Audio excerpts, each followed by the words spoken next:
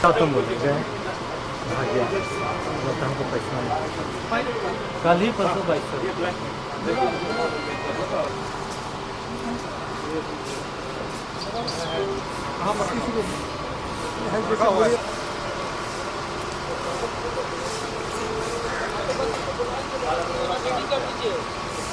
और एक दो सिखाई जो कोर्ट की जस्टिस है सुप्रीम कोर्ट का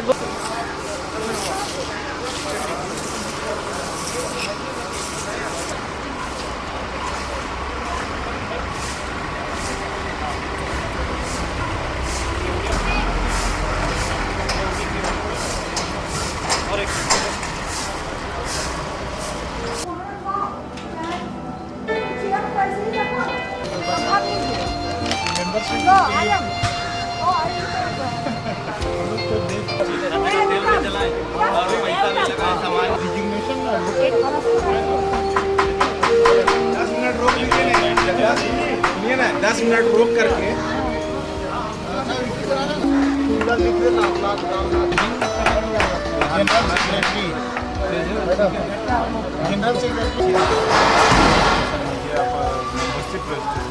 लेकिन हम लोग मेंबर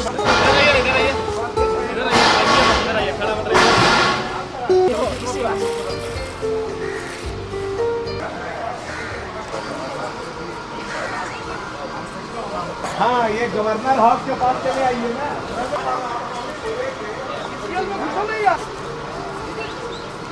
ना तो पूजा कर लो छपने का जिम्मा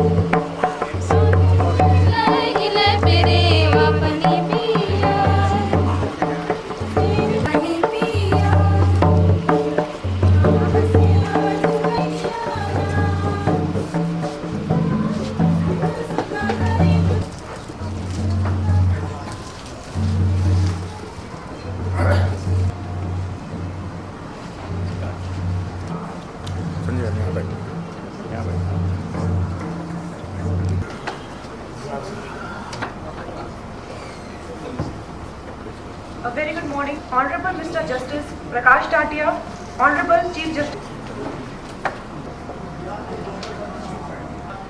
our all distinguished and respectable friends and honorable judges.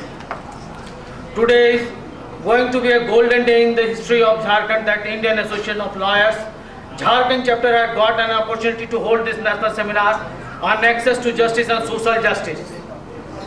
With all due respect, we the family of IAL welcome all of you. We are very thankful for giving a golden opportunity to solemnize this event at this Vichar Manch by the heartiest support and cooperation being shown by the Mr. Gopal Singh, CMD, Central Coalfield India Limited, all the dignitaries of CCL also in making this event possible here. We are also thankful for the tremendous affection and cooperation support received from the eminent personality Mr. Prakash Tatia, who is also our honorable chief guest of Jharkhand High Court, and also by the cooperation and support shown by our esteemed members and other respectable persons present here. It is remarkable that our honorable Chief Justice Mr. Prakash Tatia has given time to inaugurate this national seminar despite of his busy schedule by showing his love, interest and concern toward the needs of the downtrodden, unprivileged and poor striving for justice. Therefore, I request you all to welcome him by giving a big applause in standing ovation, please. Let's start the inauguration because time is very short. To our honorable distinguished guests also, as a custom, I would like to request Mr. G to our General Secretary, Indian Association of Lawyers and Senior Advocate General of Supreme Court to welcome our CJ by this presenting a bouquet and escort him to the dash.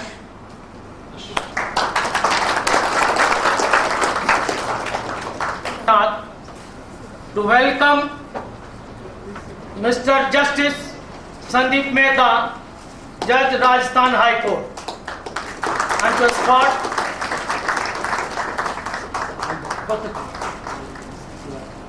and I would like to request Mr. Y.S. Lohi to kindly welcome Mr. Justice S. Chattopadhyay and to escort them.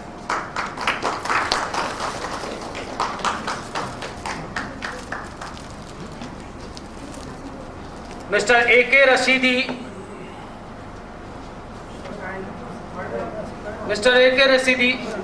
to welcome by presenting a bouquet to Senior Advocate Mr. V. Shivnath.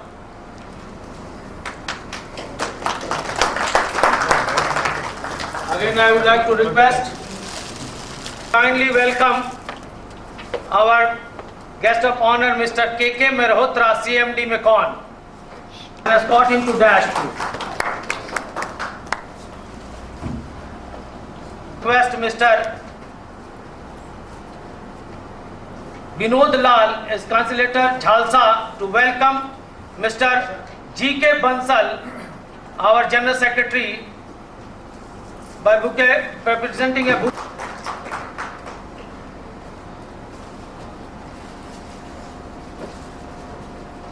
And I would like to request again Senior Advocate Mr. Jitendra Kumar Gupta to kindly welcome Mr. Y.S. Lohit by presenting a bouquet.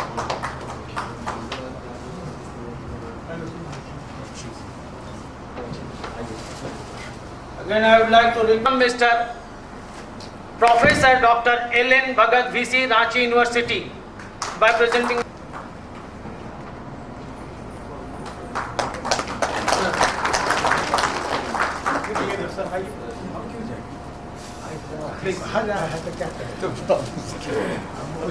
Request Mr. Habib Khan to kindly welcome Mr. R.R. Mishra, Director Personal CCA, by presenting a bouquet. Mr. Habib.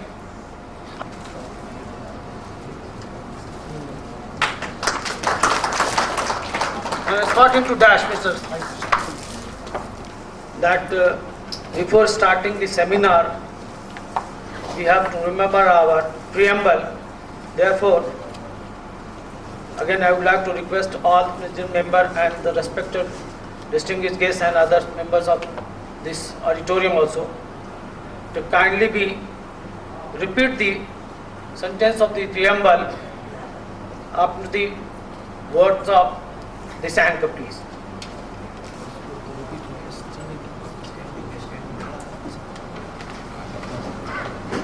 I kindly request everyone to please get up. We, the people of India, having solemnly resolved to constitute India into a sovereign, socialist, secular, democratic republic, and to secure to all its citizens justice, social, economic and political, liberty of thought, expression, belief, faith and worship, equality of status and opportunity, and to promote among them all fraternity, assuring the dignity of the individual and the unity and integrity of the nation. In our Constituent Assembly, this 26th day of November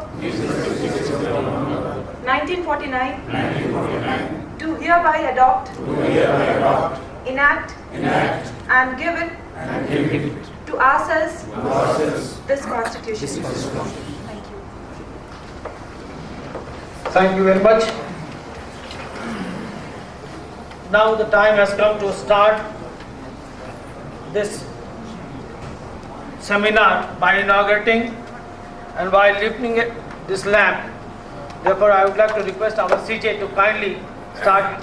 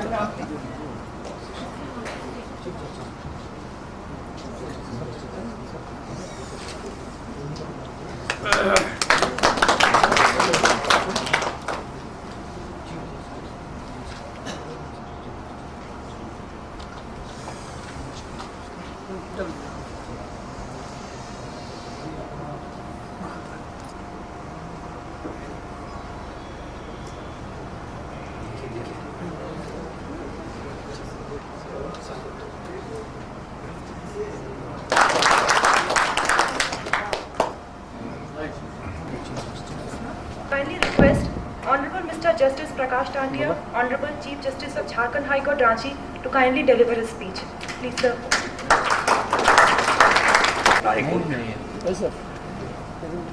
My brother Justice Sri Sandeep Mehta, dignitaries present here on the dais, Sri Hemant Gupta, Vice President Indian Association of Lawyers, Sri G.K. Bansal, General Secretary Indian Association of Lawyers, Sri V. Sivnath, Senior Advocate, Sri K.K. Malhotra, Sri Y.S. Lloyd, Vice President of Indian Association of Lawyers, and other dignitaries with Mrs. Paul, Senior Advocate.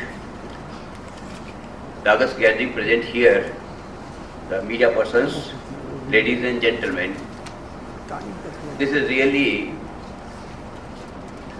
a very important day for the Indian Lawyers Association on this occasion of the seminar on the issue of the access to justice and social justice. The organizers have selected two important topics, access to justice and social justice. Because of the use of the word, and I think that it is required to be separated. One is access to justice and another is social justice. In my humble opinion, the access to justice is very easy, but getting a justice is very difficult. One can reach to the court but one cannot come out from the court is the today's a well-known a facet of the and predicament of the judicial system. Therefore, one can go access to the justice, but getting a justice, which is a very difficult. Going to the court is very easy. Coming from the court is very difficult. If one comes out of the court after getting some relief, he will also receive some scars. This is the reality and ground reality. So far as social justice is concerned, I separate it from the legal justice, because the legal justice one can get from the court of law, but the social justice is the justice which one is required to take from the society, for which the social organizations are more and more responsible, and they should be more active. The difference between the legal justice is that for legal justice one goes to the court for his rights, or he can claim his right without going to the court, and his right is given by the giver, that he is entitled to this legal right, and he is given that relief under his right to justice. When he fails to get the justice in ordinary courts, then he goes to the court. But social justice, I painfully say that even I have my own doubt about the existence of the God if I look to the plight of the poor people for whom we are talking for with respect to the social justice. I take one example only, and I painfully say that I am born at Jodhpur. I used to come to Delhi by train. Anybody coming from Jodhpur to Delhi by train can certainly will have certain doubt about the existence of God, because of the poor condition of the people who have open latrine along with the railway line, running from the kilometers, running in the kilometers. The ladies don't have the toilet, ladies don't have the latrines, the poor person, they don't have even basic amenity to live in any hygienic condition. Can it be a best creation of the God? Can it be said to be a best creation of the God put in such a condition by the society is getting any social justice in any manner? This is the position of the big cities. This is byproduct of the society. This is byproduct of the development. The poor persons is a product of a development only. The constitution framers were very conscious, and they enacted the laws, not in the law, but they made provision in the constitution itself. But I may say that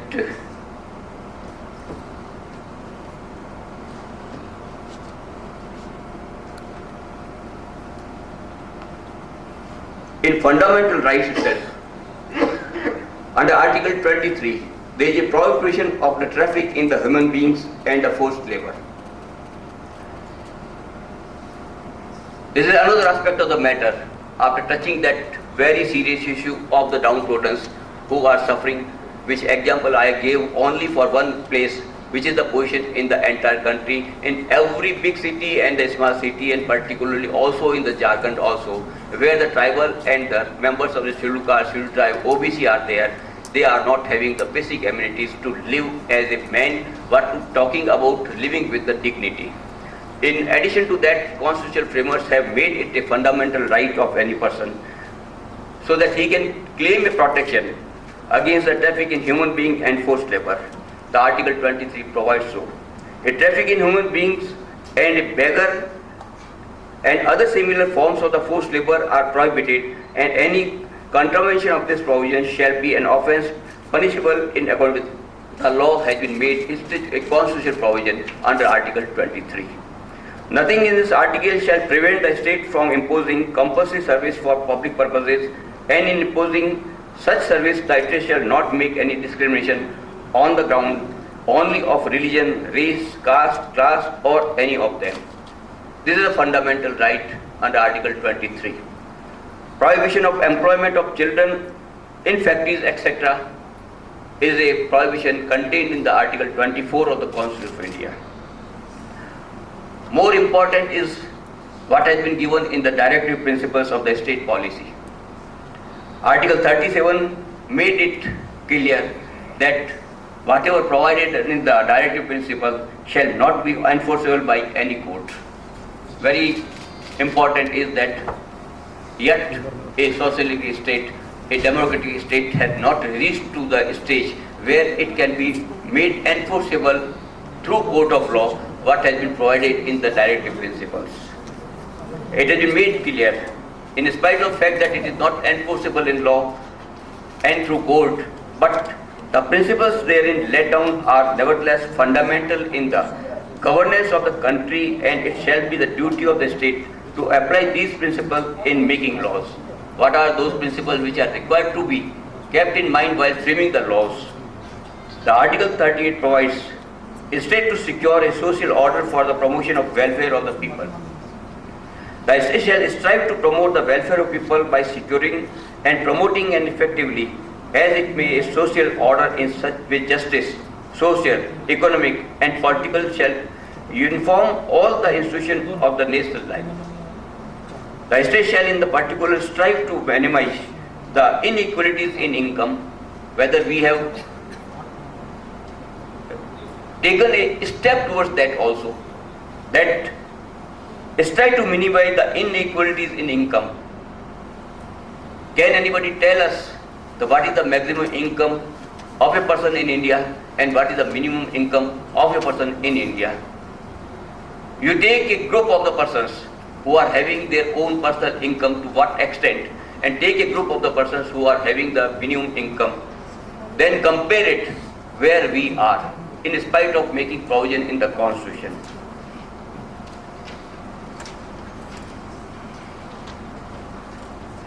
It is duty of the state to endeavour to eliminate the inequalities in the status, facilities and opportunities, not only amongst the individuals but also amongst the groups of the people residing in different areas or engaged in different vocations. These are the provisions made. The sacrosanct provisions are in the Constitution of India. I am reading because of the plain and simple reason that everybody knows there are fundamental rights. Everybody knows there are principles. There are very many provisions everybody know. But when we read it, then we can come to know that in fact what is the effect and what is the purpose of these provisions of law, which broadly everybody knows, but even literally they do not know what is their right and what is the duty of the state. What are the duties, what are the fundamental duties. We have to read these fundamental duties again and again to know that what right has been given to us by the Constitution of India. And the certain principle of policy to be followed by the state is provided under Article 39. The state shall in a particular direct its policy towards securing that the citizen, men and women, equally have the right to an adequate means of livelihood, that the ownership and the control of the material resources of community are so distributed as best to subserve the common good. Can we claim anything that we have taken some steps towards this? That the operation of the economic system does not result in the concentration of the wealth and means of production to the common detriment. This is very important. The concentration of the wealth in hands of someone, in the hands of the few persons. What steps the social organizations are taking? If these are not enforceable through court of law, they are not enforceable by law, and whether these laws are sufficient to ensure that the wealth should not be concentrated in the hands of a few persons. That there is equal pay for equal work for both men and women, so it is provided under this Article 39D, yet it is being enforced under Article 226 of the Constitution of India by filing the writ petition by the persons who are in government employment or in public employment. What about those persons who are in unorganized sectors, who don't have any right, they don't have any legal right, they are not getting adequate such type of the facilities? That health and the strength of the workers, men and women and the tender age of the children are not abused, and that the citizens are not forced to economic necessity to enter a vocation unsuited to their age or strength. That the children are given opportunity and facility to develop in the healthy manner and in the conditions of freedom and dignity, and that childhood and youth are protected against exploitation and against moral and material abandonment. I pause here. I raise a question to the audience sitting here by ignoring the fact that this is a conference or a workshop or a seminar organized by the Lawyers Association. I put a question to all, being a citizen, and to the citizen and the public who are concerned, whether the children are not having the pressure and undue pressure because of the reason of whether they will get the admission in any school or not. Even in the primary, even in the prep school, the parents are required to be in line for obtaining the even form for admission. By sitting in the night, even midnight, they have to sit in the line for getting a form. These issues which are individually, if we are taking, then they may be minor issues which are very minor, but involving large number of the people of the country cannot be a very small issue. From very beginning, when the student starts taking admission, he knows, his parents knows what the pain they will have to suffer for getting even admission form, not admission in a school. This is the position. Then 39A, the equal justice and free legal aid.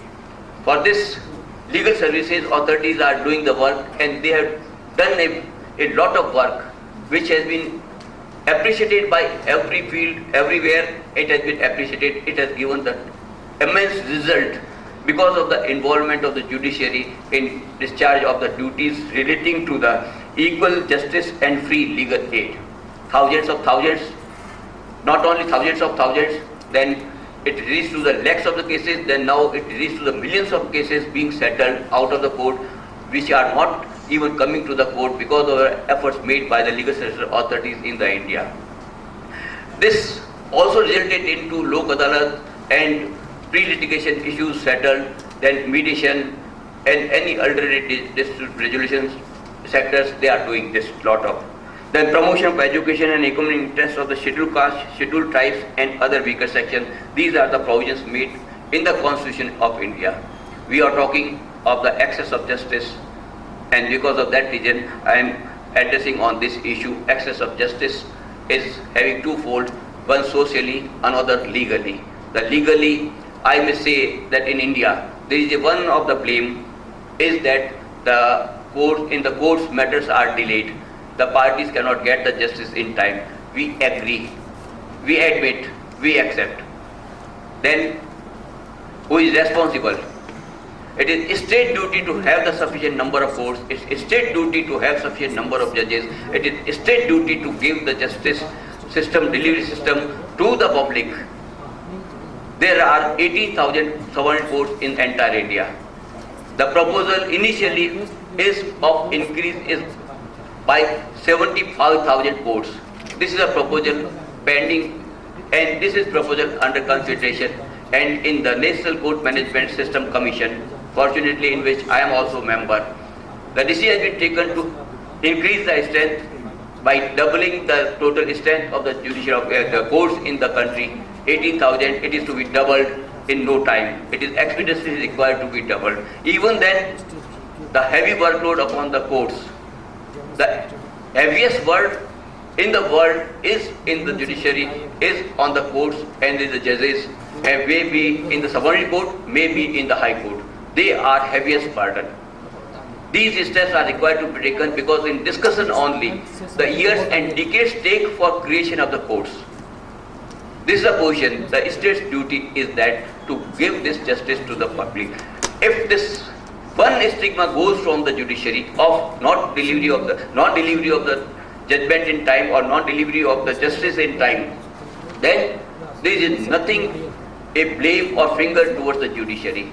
So far as cost of the litigation is concerned, there are certain misconceptions. I may tell you, the cheapest is the legal system where you can get the justice. I will tell you, there are about About 74% of the cases in the Jharkhand are of the criminal nature. There is no court fees in the criminal cases. There is no charge by the state for any criminal justice delivery system. Therefore, 74% goes so far as cost is concerned. Rest of the matters are civil matters. In some of the matters, the maximum court fees is only 5%. To vary the cost of the litigation. The cost of litigation is fee of advocate, cost of litigation is fee of the stationery, cost of the litigation is typing charges, etc. This is the cost of litigation. So, huge fees if charged by the advocates, then it's not the responsibility, this is a private contract.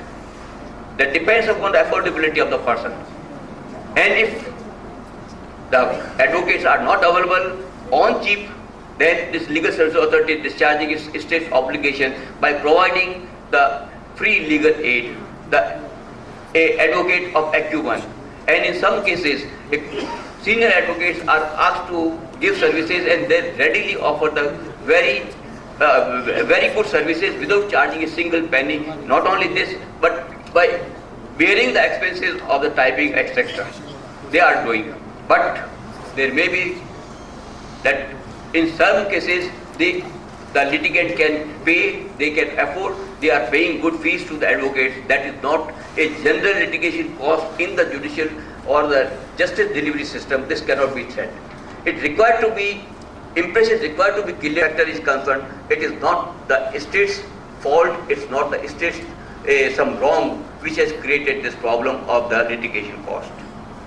All these things, we can take help of the very many issues are there for access of justice in law or access of justice in social. The field are different, the legal system is different.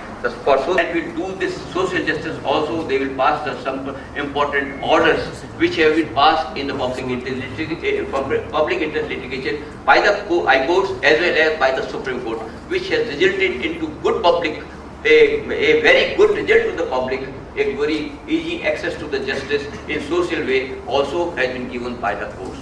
I think that this is a seminar which will be good lectures for your digestion. A thought-provoking thoughts will be coming from the very good persons present here, very good faculties present here. Time, my all other dignitaries, I think that this conference will be a great success. The conference should make some resolution also, give some suggestion also, what steps are required to be taken for achieving the justice and socially, may it be legally. I thank you very much. I have some other very important, we are going for a very important conference which is a very important, my opinion. This is one of the, just like as equal to as, just like a laying down foundation ceremony of the new building of the High Court, it is equal that we are going to have this seminar today of public prosecutors, the IO, the judicial officers, the Judicial Academy and the government's a joint venture. We are going to have this a very important conference today. Because of this shortage of time, actually I am not in position to read my this lecture, which is entirely different than what I have spoken here. But I think that I have covered the issue, and in this this speech, I would like to say, which I got some very important. Dr. Amartya Sen, a Nobel laureate, in his latest book, Idea of Justice, has commented, I quote, to consider a particular application, early Indian legal theories talked desperately of what they called Matsya Nyaya, जहाँ एक बड़ी मछली छोटी मछली को खा जाती है. Justice is a word of the fish, where a big fish can freely devour a small fish. We are warned that avoiding Matsya Nyaya must be an essential part of the access to justice, and it is crucial to make sure that the justice of fish is not allowed to invade the constitutional vision of the justice as justice, social, economic and political, which we the people of India have solemnly given to ourselves on 26 November 1949.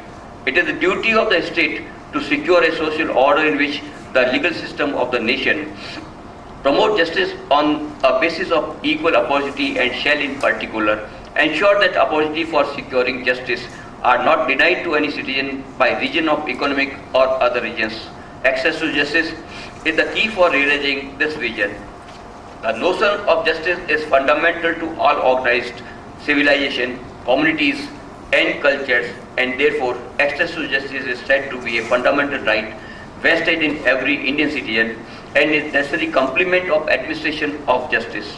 The preamble to the Constitution of India pledges for the justice, social, economic and political, but it has remained a distant dream and faces challenges in realization either due to the poverty, ignorance, illiteracy or other disabilities.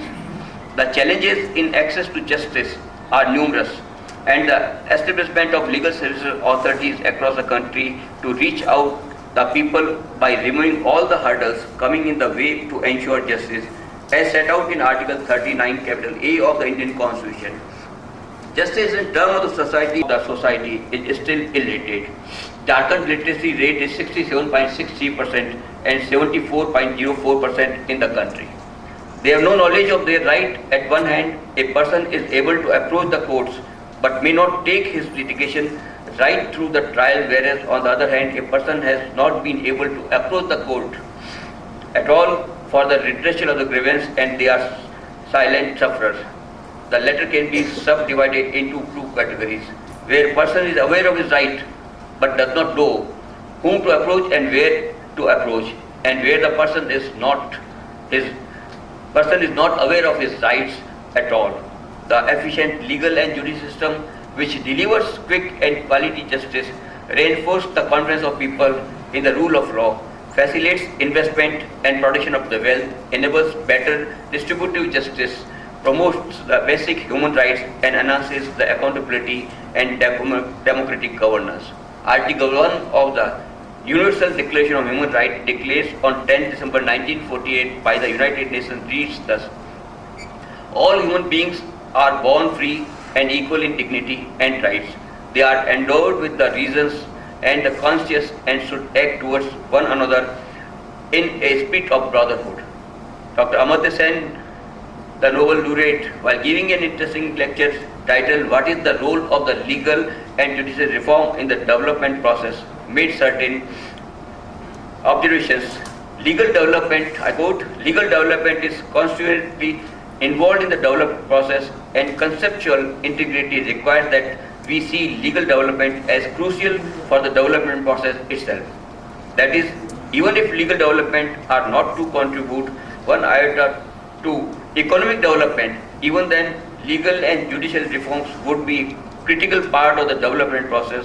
The notion of development cannot be conceptually de-linked from the legal and judicial arguments. I pause here. The comment is that even if legal development are not to contribute to one iota to economic development, even then it is essential feature, essential part of a democratic country. The conformity with the aforesaid forceful observation, fundamental rights of the Constitution of India, which inter alia is directed by Article 14 of the Constitution of India to the state not to deny equality before law and equal protection of law to all persons, which includes even non-civil citizens, and which is the first and foremost fundamental rights, which is identified as an element of basic structure of the Constitution, which cannot be amended even by the Parliament as declared by the Supreme Court of India in the case of Bharti's case. The central theme of the access to justice is that the realization of justice in the sense of Nyaya is not just a matter of judging institutions and rules, but of judging the societies themselves. No matter how proper the established organization might be, a big fish could still devour a small fish at will, then that must be a patent violation of human justice as Nyaya.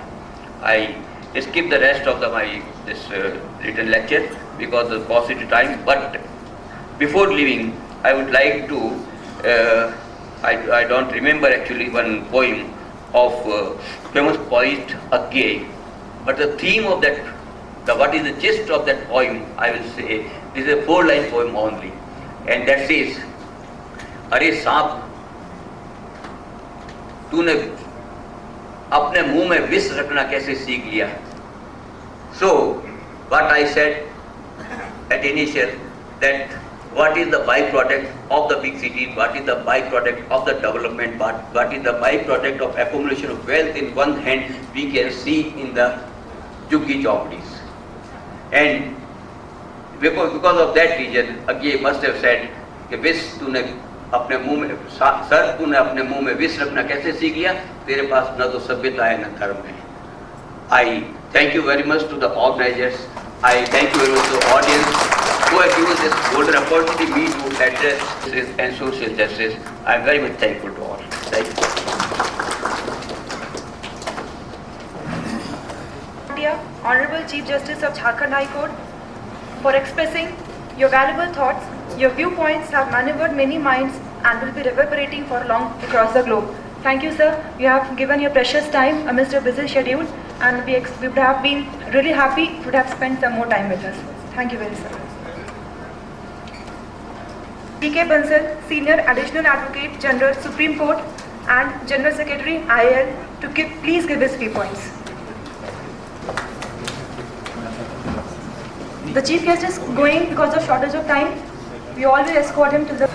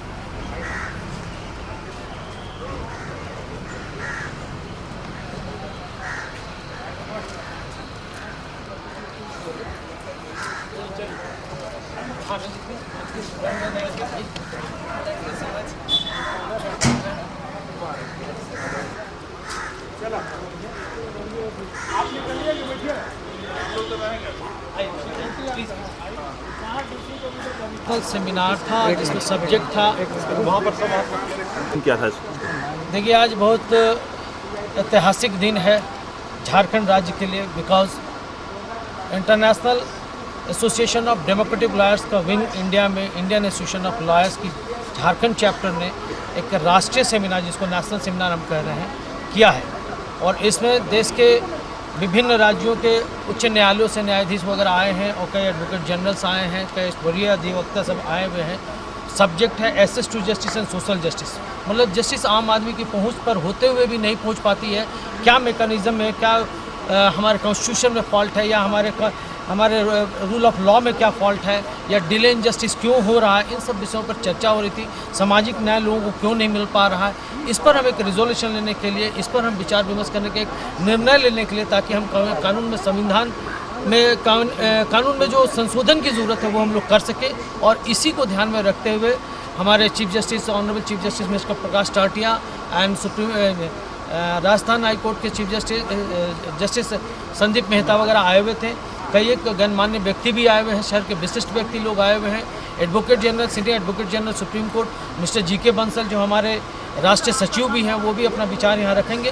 और इसके पश्चात हम लोग government of India से, ministry of law से, इसमें जो भी बदलाव की ज़रूरत है, जो भी हाल के दिनों में देखने को मिला है, जो घटनाएं घट रही हैं, उस पर हम लोग डिस्कशन करेंगे और उसकी मांग करेंगे ताकि कानून में बदलाव हो, आम लोगों तक कानून और न्याय पहुंच सके, न्याय का फ़ायदा हो सके, लोग समझ सके कि हमारे संविधान में सब कुछ है जो हमको मिल सकता है, लेकिन जिस कारण से नहीं मिला उस मैकेनिज़्म को हम दुरुस्त कर सके, ठीक कर सके.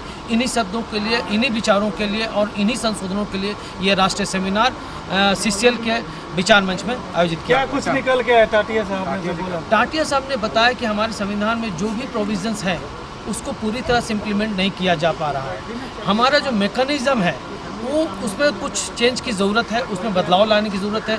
सदियों पुरानी ब्रिटिश परंपरा जो है उसको चेंज करने की ज़रूरत है, हमारे थॉट को चेंज करने की ज़रूरत है। और सबसे पहली बात है कि देश में जो ब्यूरोक्रेसी है और जो जुडिशियरी है उसको उसमें आपस में जो कोऑर्डिनेशन होना चाहिए वो नहीं हो पा रहा है, उसको ज़रूरत है। लोगों को विचारधारा को बदलने की ज़रूरत है। इनका कहना है कानून बदलने से कुछ नहीं होगा, अपनी मानसिकता को जब तक हम नहीं बदलेंगे तब तक देश के कानून से कोई फ़ायदा नहीं होने वाला है। तो आम आवाम जाग चुकी है, जिसका रूप प्रारूप देखने को दिल्ली में मिल चुका है, देश के अन्य भागों में देखने को मिला है।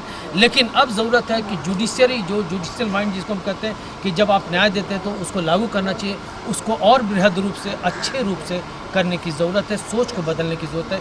यही इसका निश्चय। आपने कहा कि ब्रिटिश कालीन कानून है बहुत सारे देश में, संविधान में। हाँ, किन कानून की तरफ से आ रहा है, किस बातों की तरफ? देखिए, हमारे पास जो संविधान में जो बहुत सारे कानून बने हुए, जिसका भी आप ये हाल लोगों ने देखा कि दिल्ली में महिलाओं के साथ जो छेड़खानी हुई, इसमें बहुत सारे बदलाव की ज़रूरत है, तो जिसको जस्टिस वर्मा कमेटी ने दिया भी है। तो उन सब चीज़ों को देश में भी पूर्ण रूप से लागू नहीं किया जा रहा, उसमें लोग जो पार्लियामेंट उसको पूरी तरीके से लागू नहीं करना चाहती, तो आखिर क्या कारण है नहीं करें? उस मानसिकता को बदलने के लिए इन्होंने इस पर डिस्कशन की, देशव्यापी डिस्कशन की ज़रूरत पर जोर दिया। एक अंतिम सवाल, हर क्षेत्र में भ्रष्टाचार है, हर फील्ड की बात होती है, जुडिशरी में क्या आपको लगता है कि कुछ इस तरह की चीज़ें? अभी तक तो जुडिशियरी बची हुई है और आगे भी बची रहेगी, यही हम लोग की कामना है। लेकिन जो भी जुडिशरी में जो भी बहुत सारी धारणाएं अवधारणाएं आ रही हैं या जो गंदगियां आ रही हैं, उसी को दूर करने के लिए मानसिकता को बदलने की ज़रूरत इन्होंने जोर दिया कि हम जुडिशरी को जिस तरीके से देखते हैं, जुडिशरी वैसा है नहीं, वो भी आम आदमी है। और लेकिन वो चाहते हैं न्याय मिले, लोक अदालतें बनी गई हैं, बहुत सारा मेडिसिन सेंटर बना गया है। लेकिन जैसे आप नरेगा को लीजिए, आम आदमी के लिए, लेकिन आम आदमी की पहुंच पे होता नहीं है। उसके पैसे आते तो ज़रूर है, लेकिन लोगों को मदद करने के पहले ही पैसे खत्म हो जाते हैं। इन सबों को ख़त्म करने के लिए, इसके मैकेनिज्म को चेंज करने के लिए इन्होंने कहा है कि हम जुडिशरी के सिस्टम को बदलाव लाने के लिए जुडिशियल लोगों को पहले अपने विचारधारा को और आम लोगों के विचारधारा के रूप में ढालने की जरूरत है। आपका शुभ नाम? हेमंत गुप्ता, मैं vice president Indian association of lawyers के झारखंड चैप्टर। Thank you. धन्यवाद। The first is strong and effective legal system with rights enumerated and supported by substantive legislations. Other is a useful and accessible judicial remedial system easily available to litigant public. All this is to be done to achieve the objective set out under Article 30A of the Constitution of India. As per V.R. Krishna Iyer, our respected former president and now emeritus, access to justice is fundamental in implementation of every human right, which makes the judicial role pivotal to. However, in countries like ours, the financial burden of litigation as justice, published in 2004, has added two more factors. Number one, long delays in adjudication and expensive but this is the only country we have not only overpopulation but over. These are supposed to hold the law by the, whether he is illiterate, he is supposed to know law. Even if an award or decree attains finality, the execution thereof faces another legal hurdle which completely exhausts the litigant. By taking recourse to lok adalat, arbitration, mediation, etc., burden and tension of litigation are being minimized. Impropriety hurdle to access of justice in this country. One of the major demerits of Indian criminal system is involvement of foul play in criminal investigation and involvement of political and communal bias in prosecution. Thus, compared to other countries, the conviction rate in our country is below 40% of total cases registered. Some urgent steps are required to be taken to prevent misuse of authority by the official. Moreover, criminal justice system does provide all sort of protection under the constitutional law to the criminals and protect fundamental rights, Article 21. But there is no legal right conferred on the complainant and the victims of the crime. So that aspect should also be taken care of. Ultimately, it is conviction which counts, which will, you see all sort of cases are these days we found in the newspaper, particularly rapes and all that. There is no fear of law. Nobody respects law in this country, unfortunately. The high courts have exercised power under Article 226, 227 of Supreme Court and 32 by Supreme Court to protect the citizen against the power of investigation and trial of innocent people were misused. The judgment in D.K. Vasu versus State of West Bengal, AR 1997 SC 610, given by the Supreme Court, is of great historical importance in the field of protection of human rights, but it is being violated. Many social welfare acts like Right to Information Act, Protection of Human Rights, Right of Information, Gram Nalya, Right to Employment are welcome steps in achieving the goal and social justice set out under Part 1 of the Directive Principles of State Policy. In spite of all this, the fact remains that there are more than 3 crore cases pending, waiting to be disposed of by courts in India, and I am told it will take 42 years to decide these cases. It is also a fact that unreasonable delay in disposal of cases amounts to denial of justice. There are 2 principal causes of delay in administration of justice. One is increasing population and corresponding increase in litigation.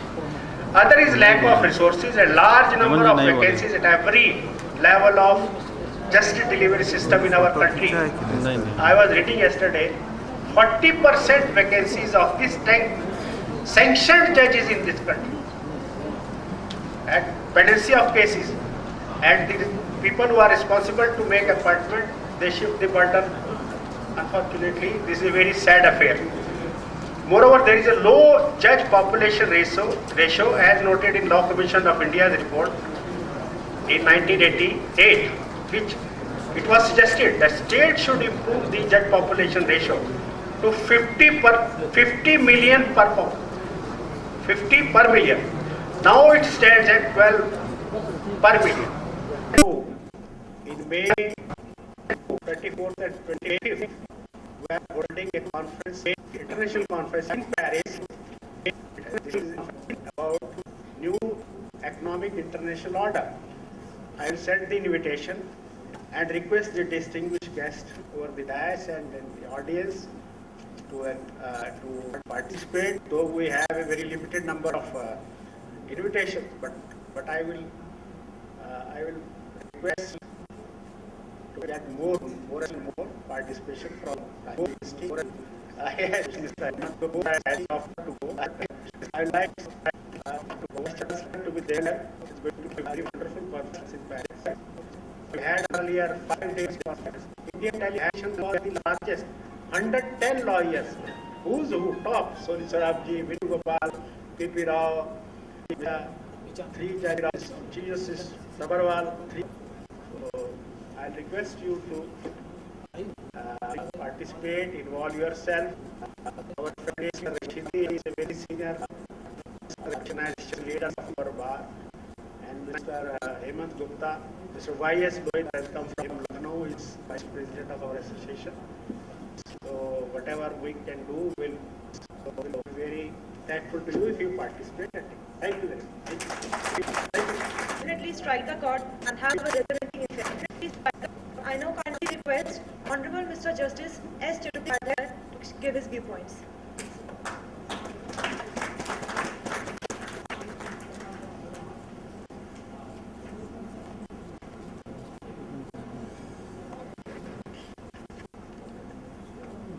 It is my privilege to address this August gathering on the subject access to justice and social justice.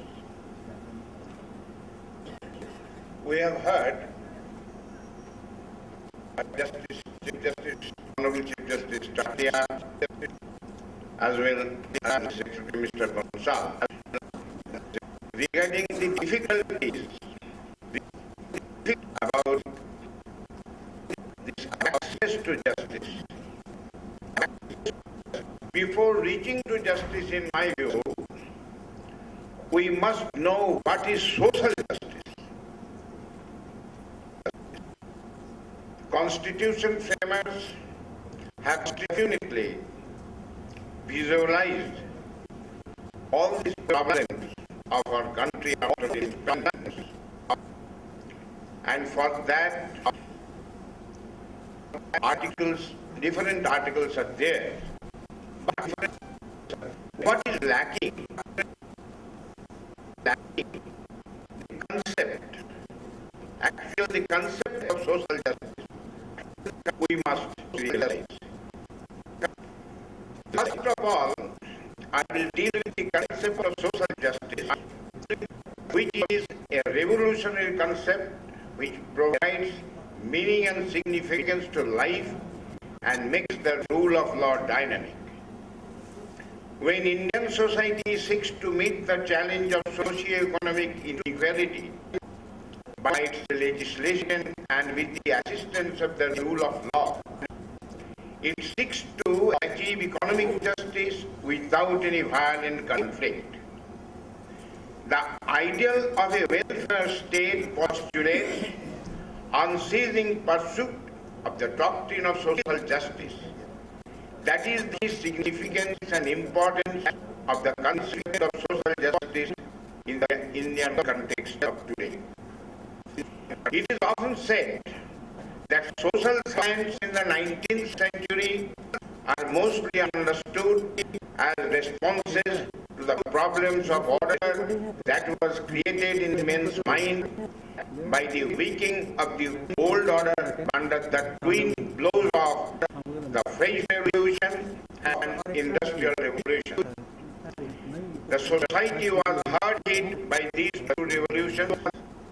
The old social order that rested on kingship, land, social class, religion, local community became very shaky.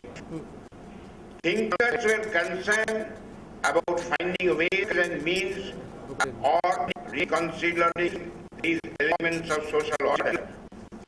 The Industrial Revolution created social problems of unemployment, poverty, and crime, and the thinkers of the French Revolution provided the solutions for these problems in the shape of principle of liberty, equality, fraternity for all.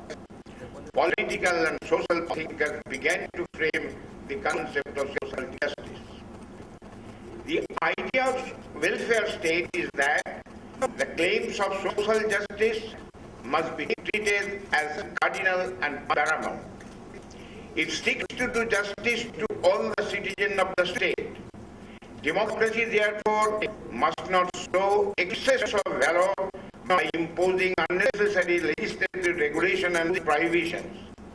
In the same way as they must not show timidly in attacking the problem of inequality by refusing to pass the necessary and reasonable regulatory measures at all. Constant endeavor has to be made to sustain individual freedom and liberty and subject them to the reasonable regulation and control as to achieve socio-economic justice. Social justice must be achieved by adopting necessary and reasonable measures. That, shortly stated, is the concept of social justice and its implications. Citizens jealous of their individual freedom and liberty must cooperate with democracy, which seeks to regulate freedom and liberty in the interest of social good. But they must be able to resist the imposition of any restraints on individual liberty and freedom which are not rationally and reasonably required in the interest of public good in a democratic way. It is in the light of these difficult times that the role of law comes into operation and the judges have to play their role without fear or favor, influenced by any consideration of dogma or reasons. The term social justice is a blanket term so as to include both social justice and economic justice. The concept varied because the definitions of social justice are based on a variety of factors like political orientation, religious background, and political and social philosophy. In essence, social justice is concerned with equal justice in all aspects of society. The concern and the wealthiest have equal rights and opportunities in the society. I may pause here. My esteemed brother Chief Justice Datia has categorically stated that concentration of wealth in one hand, that is the basic problem in India. No equal distribution. There is a vast difference between have and have nots. That has to be realized, and that is social justice. The social justice demands fair treatment to all persons, irrespective of their caste, races, religions, languages in a democratic country. The vice of social inequality assumes a particularly reprehensible form in relation to the backward classes and communities which are treated as untouchable. So as the problem of social justice is as urgent and important in India as is the problem of economic justice. Equality of opportunity to all the citizens to develop their individual personalities and to participate in the pleasures and happiness of life is the goal of economic justice. The concept of social justice that takes within its sweep the objective of removing all inequalities and affording equal opportunities to all citizens in social affairs as well as economic activities. The problem of poverty and unequal distribution, the vice of social inequality existing in a gross form, prevails in all of our villages. For instance, the Horijan constitute a large class of landless laborers who are treated as untouchables by the rest of the community, who have no house to live in, generally no clothes to wear, who do not get food to eat, and sometimes even decent drinking water is beyond their reach. The poor also have no access to legal assistance. Poor people are vulnerable to injustice. Poverty fosters frustration, ill feeling, and brooding sense of injustice. Democracy realizes that this problem, which concerns a large number of citizens, cannot be successfully met unless law is used wisely to restore balance to the economic structure and to remove the causes of economic inequality. Our Constitution has solemnly promised to all its citizens justice, social, economic and political, liberty of thought, expression, belief, faith and worship, especially of status and opportunity, and to promote among all fraternity, assuring the dignity of the individual and the unity of the nation. The Constitution has attempted to atone the apparently conflicting claims of socio-economic justice and to individual liberty and fundamental rights by putting some relevant provisions on different articles of the Constitution. So the framer of the Constitution opined that the political democracy cannot last unless there lies at the base of it social democracy. It means a way of life which recognizes liberty, equality and fraternity, which are not to be treated as separate items of a trinity. They form a union of trinity in the same sense that to divorce one from the other is to defeat the very purpose of democracy. Liberty cannot be divorced from equality, equality cannot be divorced from liberty, and equality be divorced from fraternity. From perusal of different articles of the Constitution, namely Articles 19, 19(1), 23, 24, 31, 38 and 41, will suggest that all social goods should be equally distributed among all citizens of the country. Everyone must have access to food, houses, education, medical assistance, etc. Basic needs must be afforded to all. I may pause here. This is the basic idea of social justice. But we must think, as a citizen of this country, that does it actually happen? Does the poor get medical benefit, gets the legal assistance? I may tell you, Mr. Bansal, that I was the founder chairman of the, this legal state authority after my retirement from Patna High Court. I tried my best to get the help from lawyers and the bureaucrats, but I did not get any help. To go to Chhatra, I wanted to go to Latehar, but they refused because it is infested area. What is this? They need it more. Huh? They need it more. For them. So therefore, even I requested them that I will not take my bodyguard, I will not take any security with me by private car, but they refused. Even some of the lawyers, because they are my colleagues, they also said no, it is not possible for us to go to remote places of Latehar and Chhatra, of imparting this legal aid. I don't think so. Anyway, there is a difference of opinions regarding the ways of implementation of these goals. Some are of the opinion that there must be an and for resources for welfare programs, taxation is better. While other group is of the opinion that while equal opportunities should exist, but government should not implement this by legislating, and it should be encourage philanthropic activities from the. Though this is the view, I respectfully differ. A few wealthy persons in whole of India who can think about the poor. Very few, I am not saying all, to the poor people of the country. Very few philanthropic, religious thinkers have different opinion on the subject. Now Christian groups believe that social justice can be achieved through Christ, like actions of mercy, have been marginalized by society. Islamic perspective on social justice is similar. One of the 5 pillars of the poor. All must give the poor. However, certain sects of Islam promote views of woman and man as different, and women. But the modernists doubt whether one can have a just society and question can we ever view all people as inherently equal and entitled. That is the difficulty. That is the difficulty. We cannot view all people as inherently equal and entitled the same rights and privileges. Why? Why will not think all people?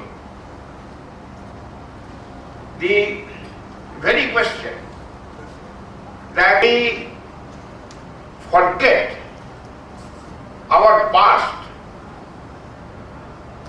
after having achieved something in life, if we forget that we are also the son of the soil, then we must be, condemned. Why we should not think all the people as myself? Everybody has equal right. Everybody has a right to live.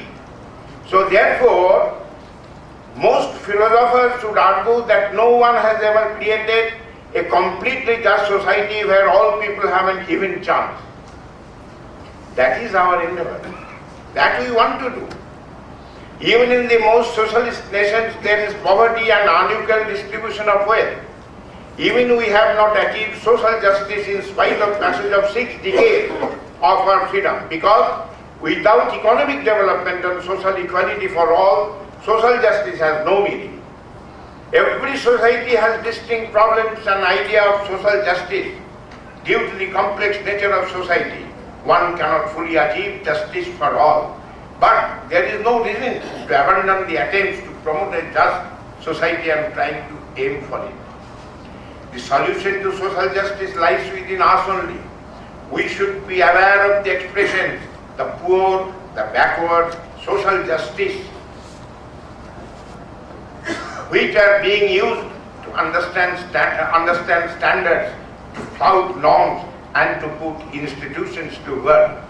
We should subject every claim, whether it is made in the name of the poor, the backward whosoever to rational examination. After it has been in effect for a while, subject every concession to empirical evidence. We should shift from equality of outcomes to equality of opportunity. And in striving towards that, not politicians to move away from the easy option of just declaring some reservations, etc. To doing the detailed and continuous work that positive health requires, the assistance that the disadvantaged need for availing of equal opportunities. We must bear in mind that if the majority disregards smaller sections in the community, it drives them to rebellion. We should try to refashion the policy of state on truly secular and liberal principles. The individual and not the group should be the unit of the society, state policy. The role of legal remedies come mainly at the stage of implementation of the laws and inherent meaning of just, fair and equal. We must see that everyone is treated equally and according to the rules, laws, etc. impartially and thus gets fair treatment in. Now coming to the practical aspect of the access to justice. We have a project report on access to justice by poor and disadvantaged people in Jharkhand state submitted by Project Monitoring Committee of the Jharkhand, submitted under the chairmanship of Honorable Justice R.K. Marathia in February 2007. This report reveals that the poor and disadvantaged people of Jharkhand state, comprising women, children, scheduled tribes, scheduled caste, disabled persons and senior citizens, are facing gross impediments in getting justice with respect to their pending cases in their respective court of law. The barriers precipitated in the report tantamount to delay in disposal of cases. With the cause of delay in disposal of cases with the identified group as reported by the committee are poverty, ignorance of law, suggestions for removal of barriers in access to justice to this group applicable to the stakeholders of justice delivery system. The trip of democracy in the 20th century over its three main competitors, communism, totalitarianism and theocracy, has largely been due to evolution of a social structure which can secure justice for all its members. The preamble of Indian Constitution ensures social, economic and political justice to all its citizens. It also ensures equality of status and of opportunity and to promote among them all fraternity, assuring the dignity of the individual and the unity and dignity of the nation. The ancient Hindu society was based on equality of all beings. However, with the society, the caste system, new system contracts were drawn in this society. In most were unjust and undemocratic. In other countries, some other form of division took place based on ethnicity, gender or race. The last century witnessed two great wars because of inequalities. Discrimination on one hand or other is very agonizing and leads to frustration. The end result of frustration is revolt against the society. We are witness to many incidences And I must say that no true Indian should accept an unjust and insensitive society. Being a student of economics, I believe that most of the inequalities have in roots in distribution of economic goods, money, and the capital instruments of production. The key to social justice lies in providing equal opportunity to all. All persons in a society should possess the same amount of money before economic justice could be said to prevail. What is required is more equitable distribution of wealth so that every individual in a society has enough to live decently and also absolute equality of opportunity. There are many goods that can be called economic that do not consist of money. Among them are the right to a job, a good education, and a happy life. Those rights. The key to achieving economic equality is political equality.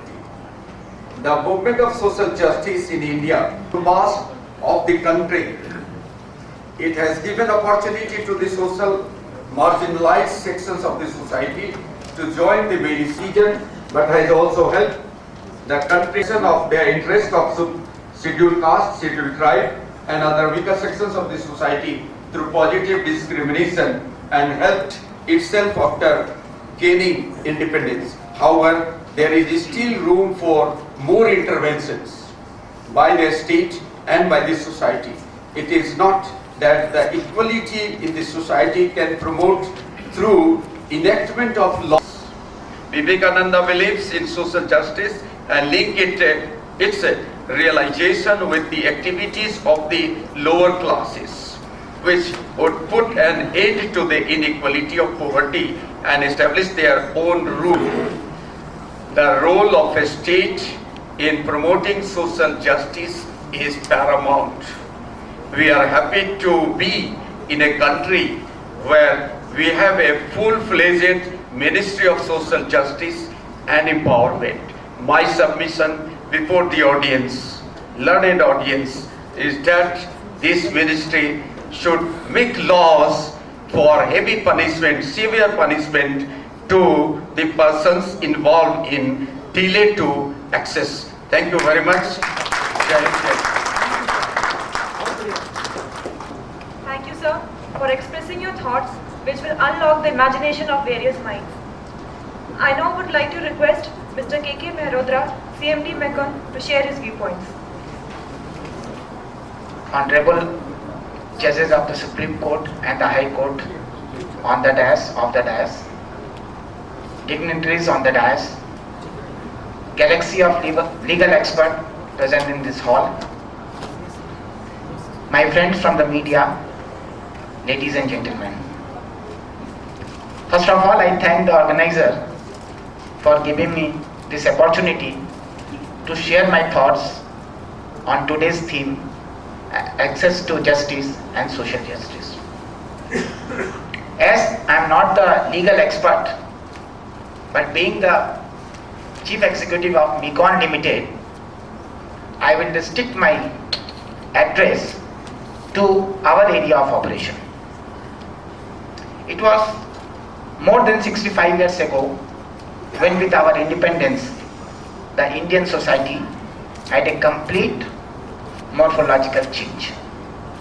We adopted a socialist and secular democracy as the form of governance, and our society acquired the right of self-governance through its elected representatives, the motive being to ensure growth, prosperity, and justice for one and all.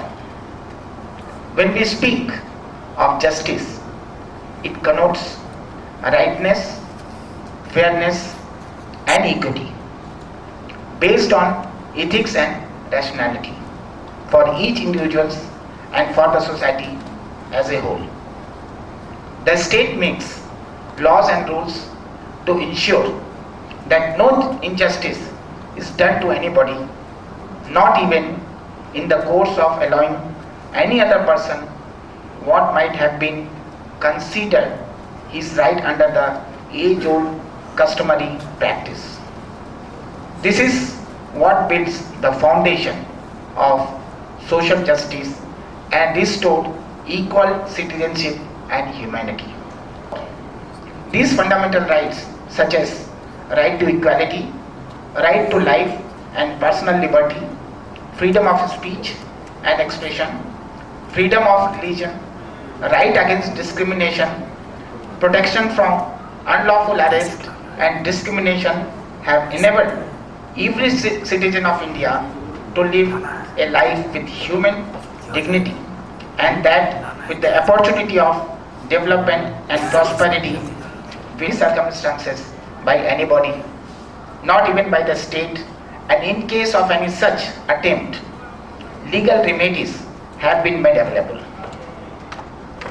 The state has been mandated to ensure that each individual can avail the services of the legal framework in order to receive justice. In other words, has access to justice. Laws and measures for protection and promotion of the historically weaker sections of society and women and their resultant growth to reach highest echelon of power and economy are glaring example of how providing them with access to justice has benefited the society itself in turn. This term, access to justice, is inclusive of several elements such as identification and recognition of grievances, awareness, educated and ill-informed. It is imperative that those who can should voluntarily take measures to ensure that justice is not denied to any deprived person or section of the society, and necessary assistance is provided to help them in having access to justice. Providing free legal aid to the needy persons is one of the directive principles of the Constitution and a duty of the state. I am glad to note that your forum, the Indian wing of International Democratic Association of Lawyers, has taken this step as your work ethic in order to help the underprivileged people of India, making law and lawyers for the people your motto. I consider your ethics and efforts to be a particular significance in view of enormity of the amount of work that needs to be done in this area.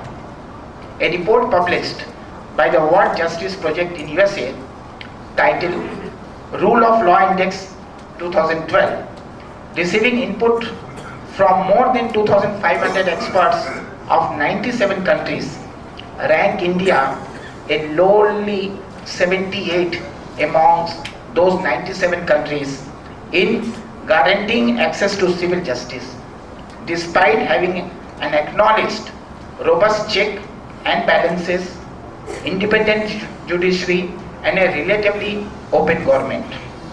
The factors that pulled on India in the index are identified as poor performance of the administrative agencies, congestion in the civil court leading to delay in processing of the cases and enforcement of decisions, corruption, police discriminations and abuses, civil conflict and political violences. I am pleased to inform that we at Mekong Limited are also believe that fostering social justice is a prime objective of our operation. We, being a PSU of the Government of India, draw our plans and goals in a way so as to ensure social justice through our various activities and providing access to justice to the people in general. We value society around us as our stakeholders. We believe that industries are temple of modern India. Industrial and commercial activities are ritual of these temples, and PSU are at the foundation of their sanctum sanctorum and harbinger of the blessing and boons that they bring to the society. Social justice in the corporate context presumes compliance of rules, regulations and laws framed for safety, security and welfare of the employees and the workmen is the only solution. We, both as a consultant and as contractor to our clients, ensure that environment norms and laws are more design and operations. Environmental protection and safety, environment and availing of unpolluted nature to the people in and around. We do not compromise with these responsibilities for profit and be conscious to ensure fair compliance of the various labor laws both in our in-house operation as well as in a fight with the concern and the services provided by Beacon. We have now enlarged our sphere of CSR activities to even a wider range of activities to serve the society. We can confidently assure you that we would continue to provide such services to the society in whatever little way we can do, so that the society has access to justice without having to ask for it. I once again wish the organizer and their forum success in your very noble mission. Thank you for your kind attention. Thank you, sir. Thank you very much for giving this excellent design before our auditorium. As you know that access to justice, themes of proceeding in respect of ensuring dispensation of justice to all concerned and have access to justice in all cases in our country, then we found that the administrative law has slumbered over many problems created by the rule-oriented public offices, resultantly the late. And as the advice of the audience to say in Hindi also, तो हम लोग हिंदी में शुरुआत करते हैं, कहते हैं कि जुस्तू हो सफर में तो खत्म कहाँ होता है, यूँ तो हर मोड़ पर मंजिल पर हमें घुमा भी होता है। वाकई हमें अपने इस ऑनरेबल डैश पर लोगों को देखकर और उनके विचार को देखकर के बहुत घुमा हो रहा है। और अब इन्हीं शब्दों के साथ हम माननीय वरीय अधिवक्ता श्री विश्वनाथ जी से, जो झारखंड हाई कोर्ट के वरीय अधिवक्ता, उनसे रिक्वेस्ट करते हैं कि वो आए और अपने एक्सीलेंट डिजायर आपके सामने प्रेजेंट करें।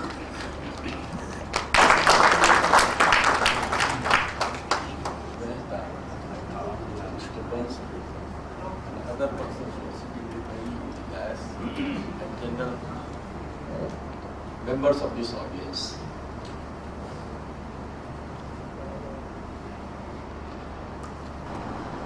Access to justice और सोशल जस्टिस के ऊपर है और उसकी शुरुआत हिंदी से करनी है। हिंदी से करने में शायद हमारी तकलीफ है, क्योंकि हम एक्सप्रेशन अपनी जो लीगल लैंग्वेज है उसको हम नहीं कर सकेंगे। लेकिन इतना जो मैं जरूर कहूँगा, ये सेमिनार एक मौका आपको दे रहा है, जिसको कहते हैं कौन कहता है आसमां में सुराख नहीं होता, दिल होना चाहिए तबीयत से उठा लो पत्थर।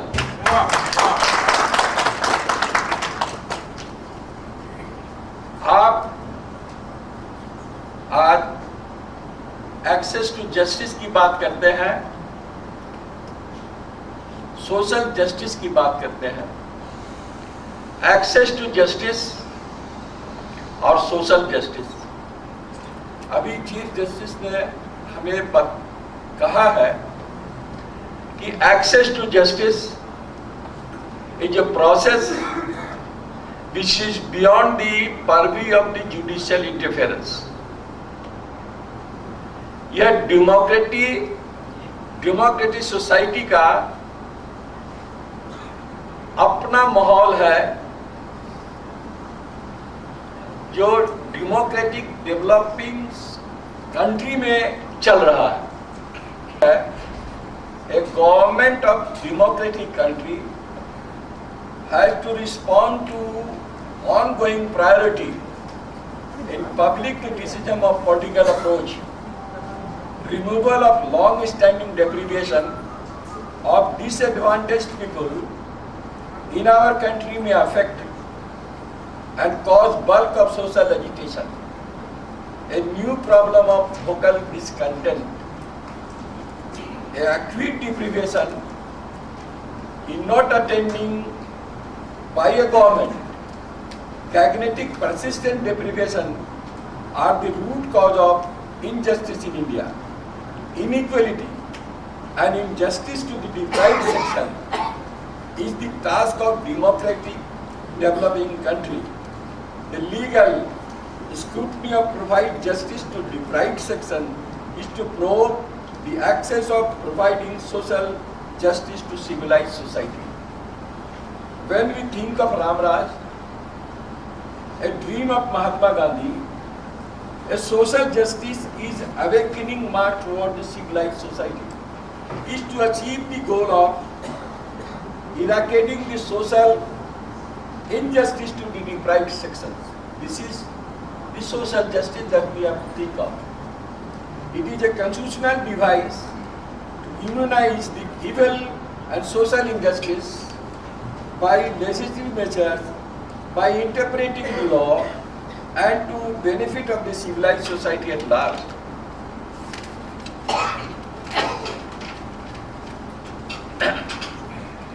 The framers of constitution did define the concept like equality, liberty or freedom,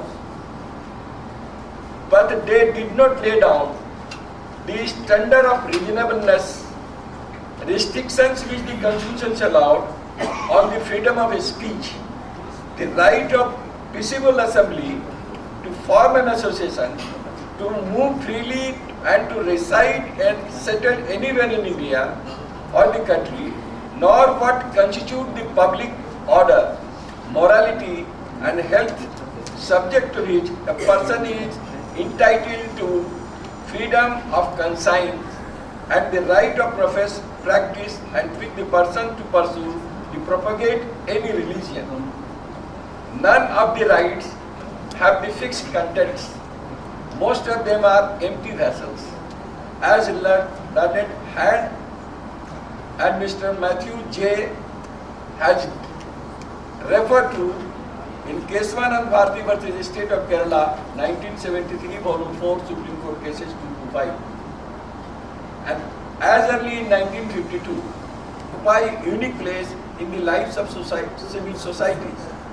Article 14, as it stands for equality of law, rule of law, along with Article 15, 20 and Article 32, which are basic structures of the Constitution and cannot be abrogated, as has been held by Apex Court recently in a reference to the Supreme Court in a case of IRCO Limited versus State of Tamil Nadu, as reported in 2007 Volume 2 Supreme Court case page 1, when it has dealt with right of the central government to incorporate under the realm of Article 31 and 31B to put anything in the garb of the economical revolution in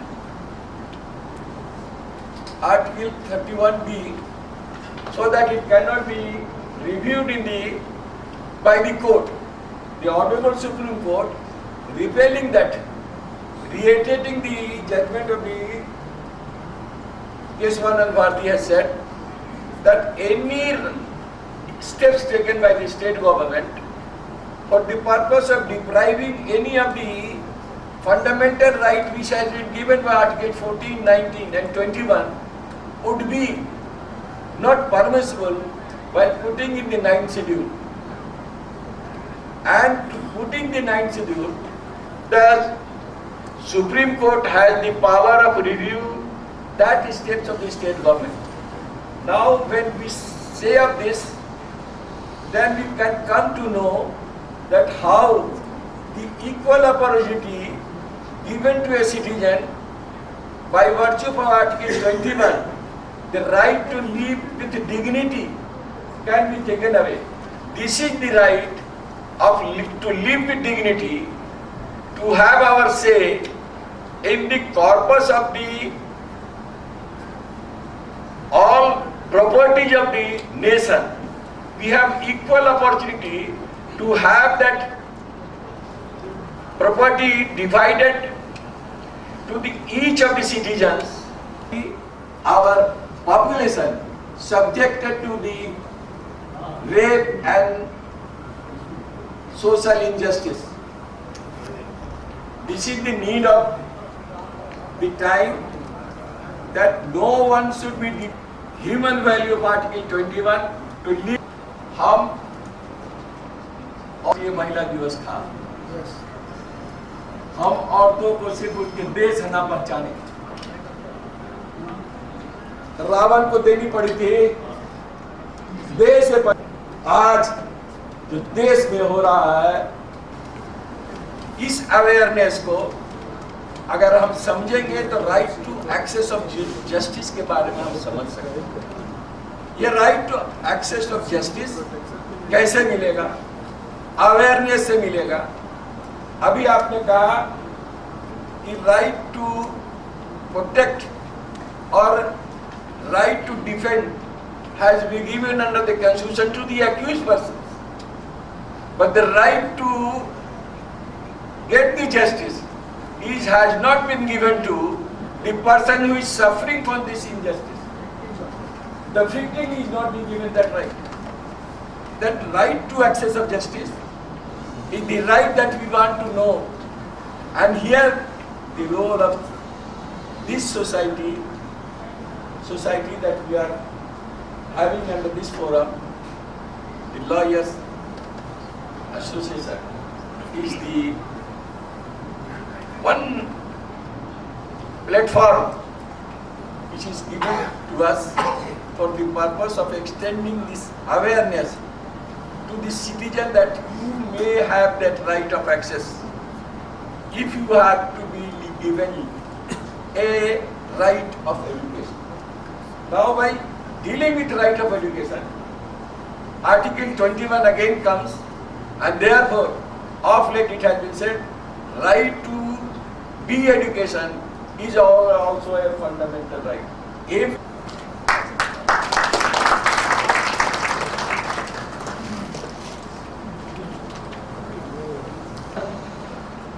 अब समय आ गया है कि हम अपने आधार पत्र को आपके समक्ष रखें, और इसलिए हम मिस्टर ए.के. रशीदी को डैश पर बुलाना चाहते हैं कि वो आए और माइक से आधार पत्र को आपके सामने रखें।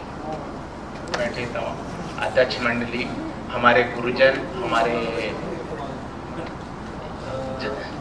जज महोदय, हमारे सीनियर और हमारे तमाम जुझारू साथियों, आज की जो सभा है और आज की जो संगोष्ठी है, मैं इंडियन एसोसिएशन ऑफ लॉयर के जो चंडीगढ़ में बात हुई है कि एक law and lawyer for the people, उसका हम लोगों ने रेजोल्यूशन लिया है, उस सवाल को हम अपने राज्य में लाने के लिए ये सेमिनार का हम लोगों ने आयोजन किया है।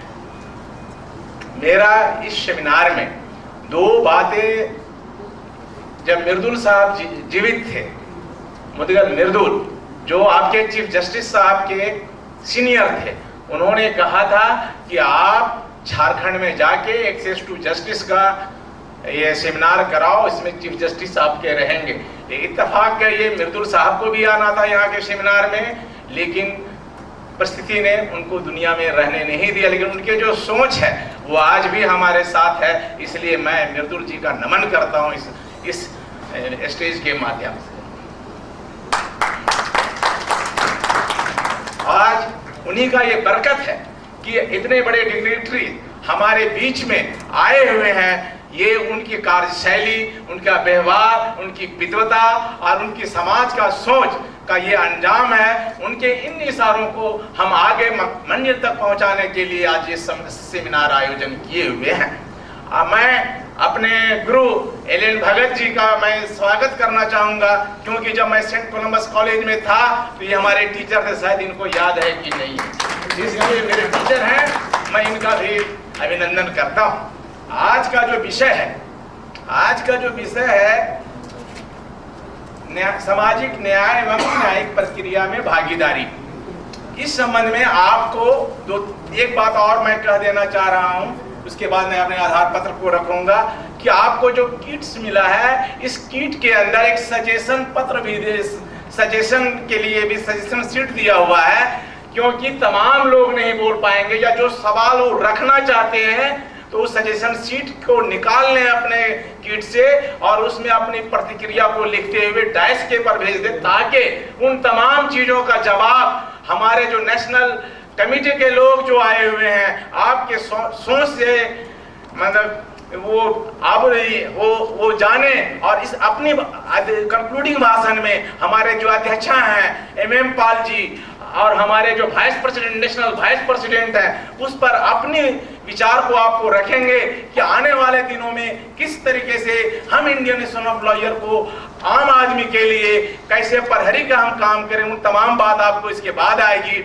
इसलिए आपसे ये आग्रह है कि सजेशन शीट में आपका जो सोच है, आप सेमिनार में जो रखना चाहते हैं, हम ये चाहते हैं कि ईच एंड एवरी पर्सन जो इस सेमिनार में आए हुए हैं उनकी इसमें इन्वॉल्वमेंट हो, उनकी भागीदारी हो। यह बात को लेकर इंडियन एसोसिएशन ऑफ लॉयर ने यह सोच बनाया है।